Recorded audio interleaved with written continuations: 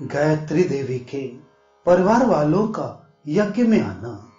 भीष्म जी ने पूछा कि उस यज्ञ में कौन कौन से आश्चर्य हुए।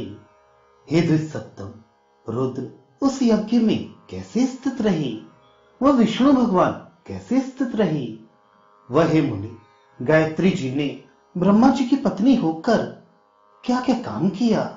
वह अहीरों ने अपनी कन्या के समाचार जानकर क्या किया? ये सब व्रत जैसे हुआ हो, जिसने जो किया हो हमसे सब कहो।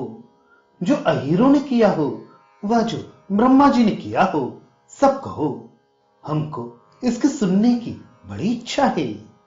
ये श्रवण करके पुलस्त मुनि बोले, हे राजन, उस यज्ञ में जो आश्चर्य हुआ सब कहते हैं, एकाग्र मन होकर सुनो। उनमें रुद्र जी ने सभा में आकर बड़ा भारी आश्चर्य किया। वे निंद रूप धारण करके सभा में बैठे हुए ब्राह्मणों के समीप आए। श्री विष्णु जी ने कुछ आश्चर्य की बात नहीं की। जैसे प्रधान मानकर स्थापित किए गए थे, वैसे ही प्रधानता के साथ स्थित रहे। वह गोप की कन्या का नाश जानकर सब गोकुल कुमार व गोपियां ब्रह्मा जी के निकट आईं। वह अपनी कन्या गायत्री को यज्ञशाला में बैठी मृक्षण व रेशमी वस्त्र धारण किए हुए देखकर माता ने कहा, हा पुत्री। फिर पिता ने कहा, हा पुत्र के। भाई बंधुओं ने कहा, हा ससहा। सखियों ने कहा, हा सखी। तुमको यहां कौन लाया? वह तुम्हारे पैरों में महामार कैसे लगा? वह साड़ी को छोड़कर यहां कंबल ओढ़कर बैठी हो, वह जटा रखाई हो, वह ये लाल सूत्र के कपड़े पहने हो। इस प्रकार उन गोपादिकों के वचन सुनकर स्वयं पुरंदर देव बोले, इस तुम्हारी कन्या को हम ब्रह्मा जी की पत्नी बनाने के लिए यहां लाई हैं, सो बना भी दिया।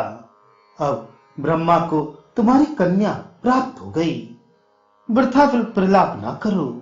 यह अति पुण्यवती वह भाग्यवती वह तुम सबों के कुलों को आनंद देने वाली है। जो पुण्य वाली ना होती तो इस सभा में क्यों आती? ऐसा जानकर हे महाभाग, तुम शोक करने के योग्य नहीं हो। गोप तो इंद्र के कहने से चुप हो गए। श्री विष्णु भगवान गायत्री के पिता गोप से बोले। उस समय गोपों की बड़ाई कर बड़ी प्यारी वाणी से बोले, हे सदाचार निष्ठ गोप, तुम शोक करने के योग्य नहीं हो, क्योंकि ये तुम्हारी कन्या बड़ी भाग्यवती है। इससे ब्रह्मा जी को प्राप्त हुई है। जिस गति को योग युक्त योगी लोग व वेद पारगामी ब्राह्मण लोग जब प्रार्थना करते हैं तब भी नहीं पाते हैं, उस गति को तुम्हारी कन्या प्राप्त हुई। सो हमने आपको धर्मवान, सदाचार निष्ठ, धर्मवत्सल जाना था। इसी से ये तुम्हारी कन्या ब्रह्मा जी को दिलाई है। इस कन्या से तारे हुए तुम दिव्य लोकों को जाओगे, जहां बड़े बड़े उत्तम पदार्थ भोगोगे। वह तुम लोगों के कुल में देवताओं के कार्य की सिद्धि के लिए हम अवतार देंगे। वहां राज शादी की लीला करेंगे। जब नंद आदिकों का जन्म पृथ्वी पर होगा, तभी हम भी अवतार देंगे।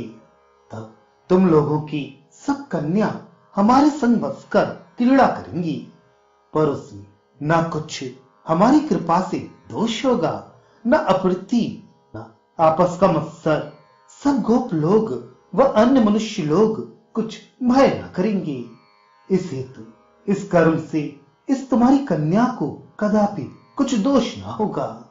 श्री विष्णु भगवान का ऐसा वचन सुनकर प्रणाम करके आदर पूर्वक गोप बोला कि हे देव, जो वर आपने दिया उसको पूरा कीजिएगा। हमारे ऊपर बड़ी कृपा होगी। हमारे कुल में अवश्य आप अवतार करें, क्योंकि उससे बड़े धर्म सिद्ध होंगे। वह आपके दर्शन से ही हम सब परिवार सहित स्वर्गवासी होंगे। ये कन्या बड़ी शुभदायक हुई, क्योंकि इसी के कारण कुल सहित हमारी मुक्ति होगी। हे देवेश, हे विभो, आपका वरदान ऐसा ही हो। इस प्रकार विष्णु भगवान ने गोप को अपने घर को जाने की आज्ञा दी। वह अनुग्रह किया। फिर ब्रह्मा जी ने बाएं हाथ से गोपों को अपनी ओर को बुलाया। ब्रह्मा जी के संग बैठी हुई अति रूपवती गायत्री गोप कन्या अपने माता पिता आदि भाई बंधुओं व सखियों को देख लज्जित हो बाएं हाथ से प्रणाम करके बोली कि तुम लोगों ने किससे मेरे समाचार पाए जो यहाँ आए हो? हमको तो इंद्र यहाँ लाई, वह अब जगतपति की स्त्री हो गई हैं। हे माता, आप लोग हमारा अब कुछ शोक ना करें। ये सब हमारी सखियां व पतियों सहित बहनियां अब अपने अपने स्थान को जाएं। हम बहुत अच्छे प्रकार से हैं। हमारी ओर से सबके कुशल आप लोग पूछेंगे। वह कहेंगे कि अब देवताओं के मध्य में विराजमान ब्रह्मा जी की भार्या हुई। ये सुनकर जब वे सब चले गई, सुंदर मध्य भाग वाली गायत्री जी यज्ञशाला में ब्रह्मा जी के पास जाकर बैठी। वह ब्राह्मणों ने ब्रह्मा जी से प्रार्थना की कि हे ब्राह्मण, हमको वांछित वरदान दो। ब्रह्मा जी ने उन सब ब्राह्मणों को यथेच्छ वर दिया। इसके पीछे उस दिए हुए वरदान को देवी गायत्री जी ने अनुमोदन किया।